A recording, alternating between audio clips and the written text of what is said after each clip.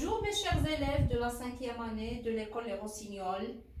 Je souhaite que vous alliez bien. Alors, aujourd'hui, nous sommes lundi 6 avril 2020. On a une leçon de vocabulaire. La dernière séance, on a fait les antonymes. Alors, on va faire la deuxième partie. S'il vous plaît, soyez attentifs et suivez avec moi. Regardez au tableau. On commence par un rappel. Voilà les antonymes. Alors, qu'est-ce que c'est que les antonymes? Quand on dit les antonymes, c'est la même chose. Ce sont les contraires. Alors, c'est quoi les antonymes? Ce sont des mots qui ont un sens opposé. Par exemple, sortir, entrer. Alors, quand on parle des mots contraires, alors ces mots doivent appartenir à la même classe grammaticale. Voilà des exemples. Vous avez là-bas cesser. Cesser, ça veut dire arrêter. Alors, cesser, c'est le contraire de continuer. Regardez bien, cesser, c'est un verbe, alors son antonyme doit être aussi un verbe. Regardons maintenant cet exemple, la sortie. Quel est le contraire de sortie? C'est entrer, l'entrée. Alors, puisqu'on a ici sortie, c'est un nom, alors son antonyme doit être aussi un nom. Si je vous donne par exemple la sortie et vous me donnez comme contraire entrer, ça veut dire le verbe, c'est faux. Un autre exemple des adverbes. Alors, peu, c'est un adverbe. Son contraire, c'est beaucoup. Il doit être aussi un adverbe. Observons maintenant cet exemple solide. Son contraire, c'est fragile.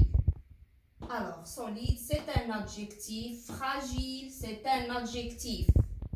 Si vous me donnez fragilité, non, c'est faux. Parce que fragilité, c'est un nom.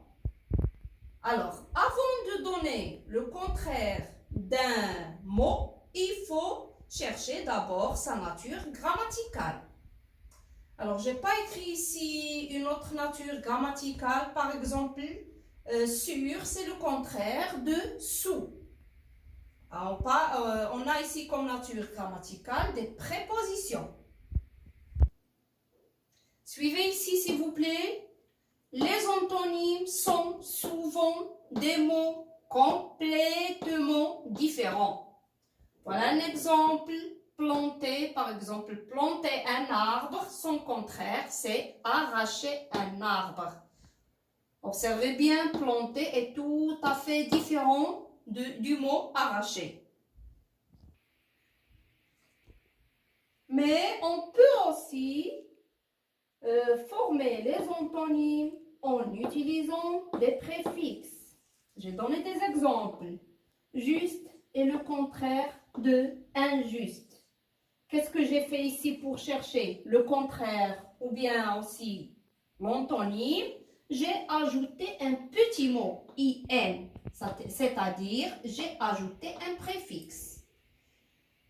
Content, son contraire, c'est mécontent. Alors, qu'est-ce que j'ai utilisé comme préfixe ici? J'ai ajouté, oui, mais, un petit mot, c'est un préfixe. On peut trouver aussi, par exemple, agréable, son contraire, désagréable. Heureux, son contraire, malheureux. Capable, incapable. Logique, illogique. Réel, irréel. Lisible, illisible, etc. J'espère que vous avez bien compris cette leçon.